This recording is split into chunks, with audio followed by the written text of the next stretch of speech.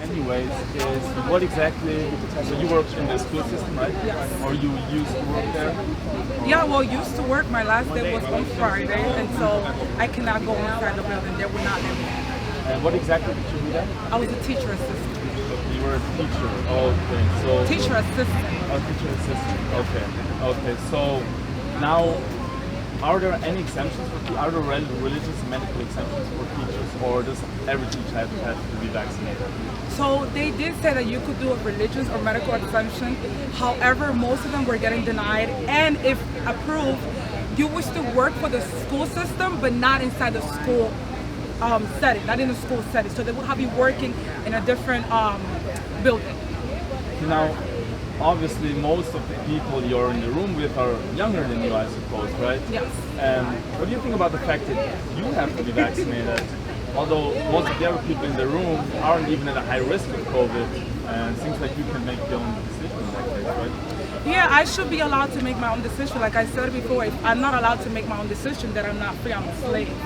So if the parents want to vaccinate their children, even though I don't agree, that's their choice, right? And like I said, if we don't have choice, we have nothing. We don't have freedom, we don't have liberty, or the right to even pursue happiness.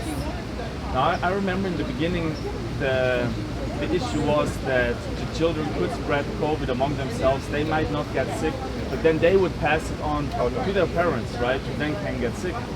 But what do you think about that? Because from what I know, you can still spread the virus even though you're vaccinated, right? Yeah, I just think the whole thing is ridiculous. It's all about power and control, nothing more. It's not based on real science. Just like the restrictions were not based on real science. They're just purposely trying to just ruin people's lives. Because again, if it was based on any scientific measure, and if the restrictions were actually really going to help, I would be like, okay, fine, let's just do it. But they're not helping. How is it that you're going to send me down the unemployment and poverty lines, but then you claim that you want to save lives? How am I supposed to live and pay for health insurance if I'm unemployed? The whole thing just doesn't make sense at all. People are going to get sick, just like people normally get sick. Just people die from the flu too. And no one made a whole scandal. No one shut down. We have had even 38 million cases of the flu. No one shut down. No one was sent home. No one was sent down to the poverty lines or unemployment. So the whole thing to me is just a scam. Got it. Anything else you want to ask? Well, I just think that it's unfortunate because now they're going to replace us with other people, and it's going to cause a whole disruption for the children. Because before, when I told them, hey, I'm leaving, they thought I was joking. And the kids were like, are you not going to miss us? Why don't you just go get it so you can be here on Monday? And it's like, I had to explain to them that possibly when you guys get older, because I work with a middle school, you guys are going to understand why I'm doing what I'm doing. And I told them the government doesn't own me. And I mean, there's no amount of money that you can offer me, okay? Because coercion is not consent. Bribing me is not consent. So someone has to be disrupted and do something about it.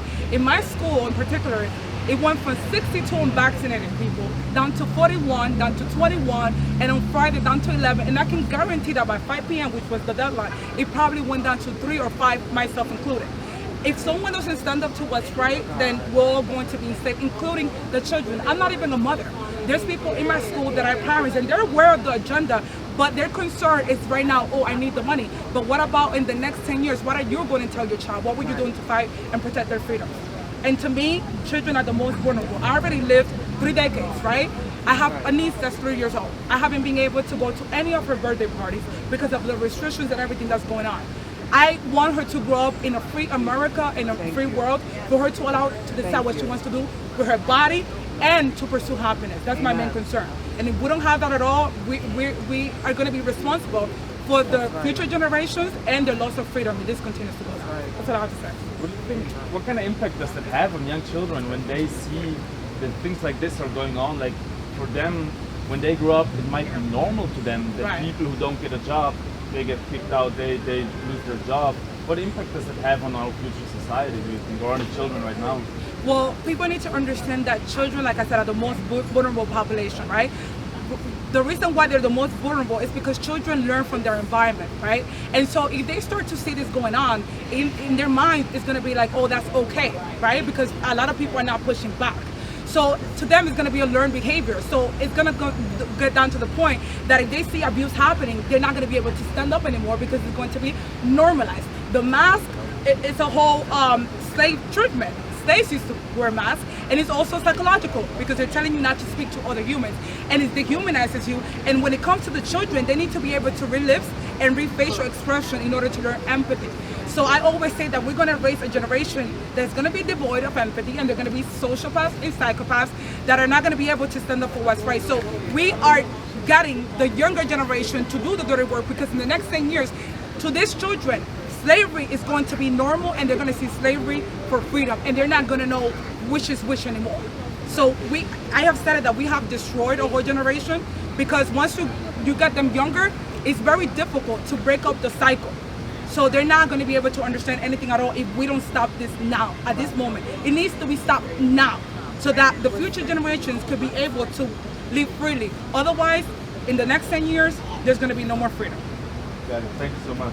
Oh, wow. Woo! Tell it, Joe. Yes.